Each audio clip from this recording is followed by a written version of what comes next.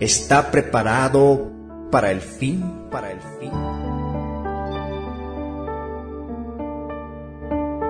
Por Ezra Ma.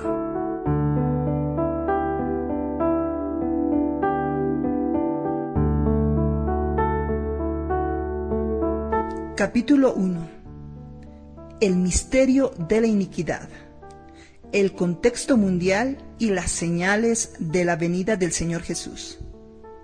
Hace aproximadamente 2 años estaba leyendo la Biblia y me quedé impresionado con la porción registrada en Mateo capítulo 24, versículos 3 al 13. En este pasaje, los discípulos le preguntaron al Señor Jesús sobre las señales de su venida. Recuerdo que cuando era niño, mis padres hablaban a mis hermanos y a mí sobre las profecías escatológicas contenidas en la palabra de Dios. Teníamos cultos familiares y así fuimos instruidos en la Biblia desde nuestra temprana edad. En esas oportunidades nos enseñaban acerca de las señales que antecederían a la venida del Señor Jesús. La primera gran señal fue la restauración de la nación de Israel en 1948, 4 años antes de mi nacimiento.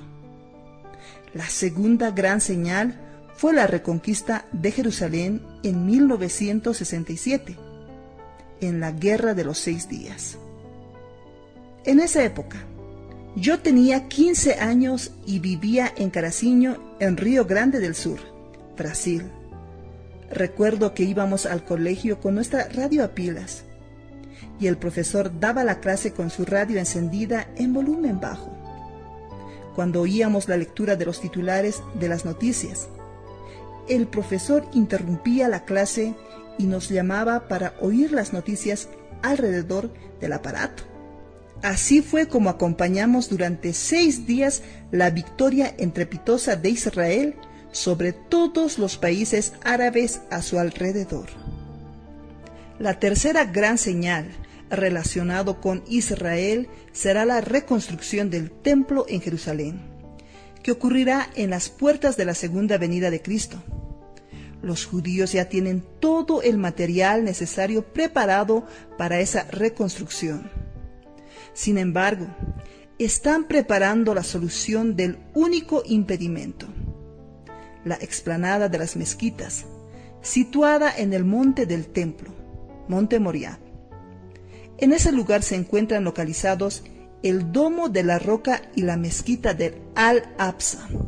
Se trata de un lugar aproximado en el que estaba situado el antiguo templo, al cual los judíos no tienen acceso, pues el lugar exacto aún está en discusión.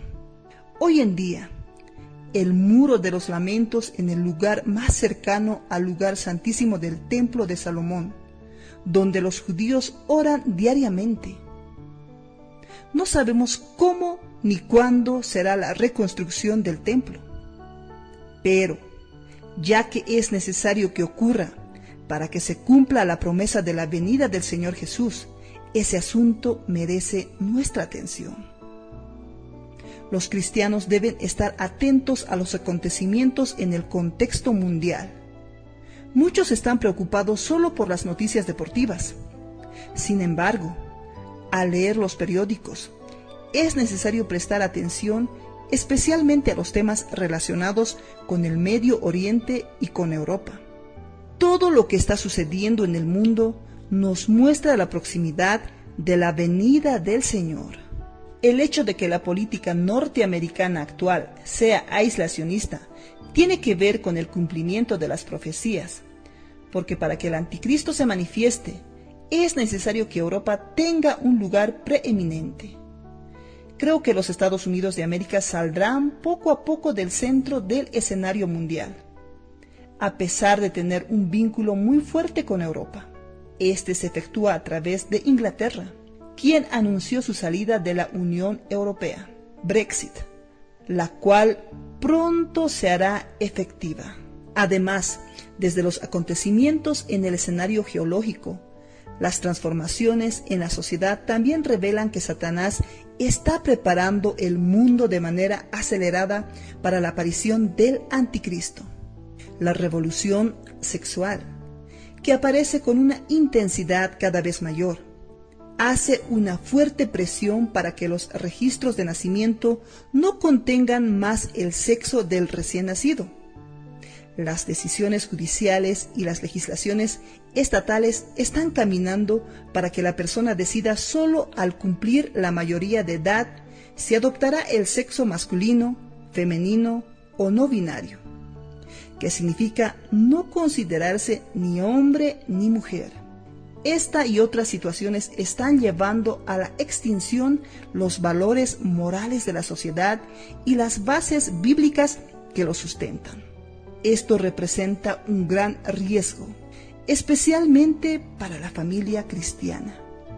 Vivir diario con una meta celestial. Todo este escenario revela que lo que permea al mundo en el que vivimos es lo que la Biblia llama el misterio de la iniquidad. Segunda Tesalonicenses, capítulo 2, versículo 7. Es como si el Señor nos dijera: estoy llegando, la venida del Señor está muy cerca, y tenemos muy poco tiempo para prepararnos y encontrarnos con Él. Eso no significa que no debemos hacer planes ni trazar estrategias para nuestra vida personal y profesional.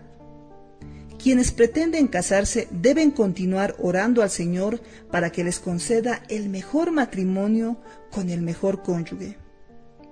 Aquellos que están estudiando deben proseguir y buscar alcanzar el nivel más elevado posible en su formación.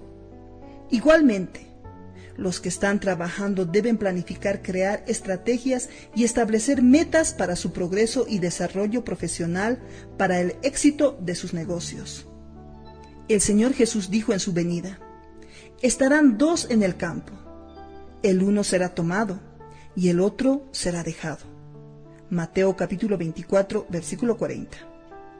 Él no dijo que estarán sin hacer nada, mirando al cielo y esperándolo. Dos mujeres estarán moliendo en un molino, preparando alimento. La una será tomada y la otra será dejada. Mateo capítulo 24, versículo 41. Eso indica que la prueba de nuestra vida cristiana ocurre en nuestro vivir diario. Debemos vivir de manera normal, pero sin perder el enfoque del objetivo de nuestra existencia. ¿Estamos en esta tierra solo para tener una buena vida y obtener todo lo que queremos? Ciertamente no. Hemos recibido la comisión celestial del Evangelio del Reino y somos bienaventurados por llevar esa responsabilidad con nosotros a todas las actividades que hacemos en el campo o en el molino de nuestra vida. La Biblia es un libro de misterios.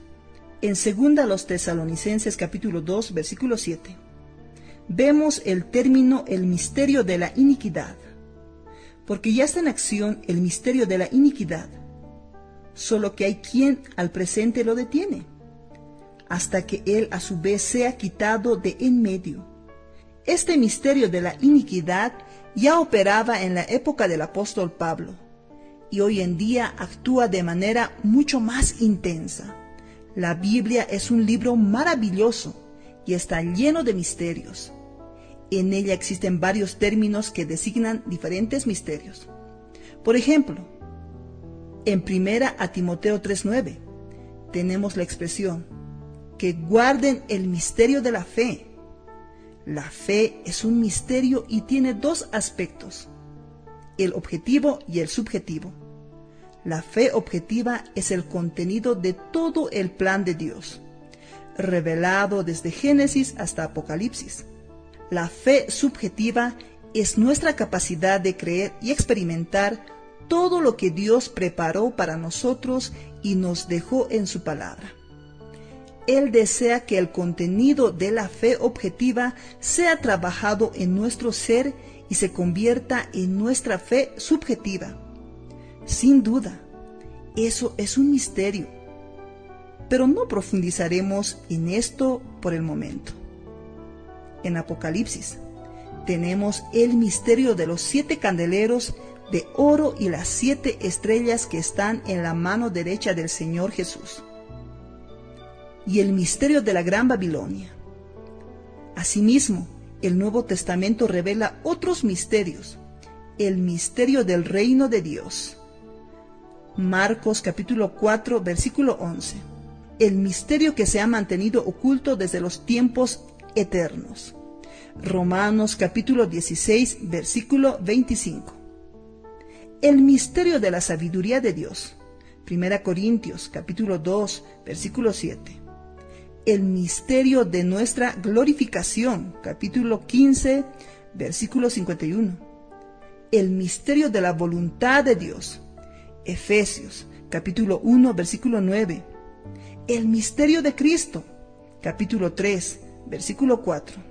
Colosenses capítulo 4, versículo 3. El misterio escondido desde los siglos en Dios. Efesios capítulo 3, versículo 9. El gran misterio. Cristo y la Iglesia. Capítulo 5, versículo 32. El misterio del Evangelio. Capítulo 6, versículo 19. El misterio oculto desde los siglos y edades. Colosenses capítulo 1, versículo 26. El misterio de Cristo en nosotros, la esperanza de gloria. Versículo 27. Y el misterio de Dios, Cristo, capítulo 2, versículo 2.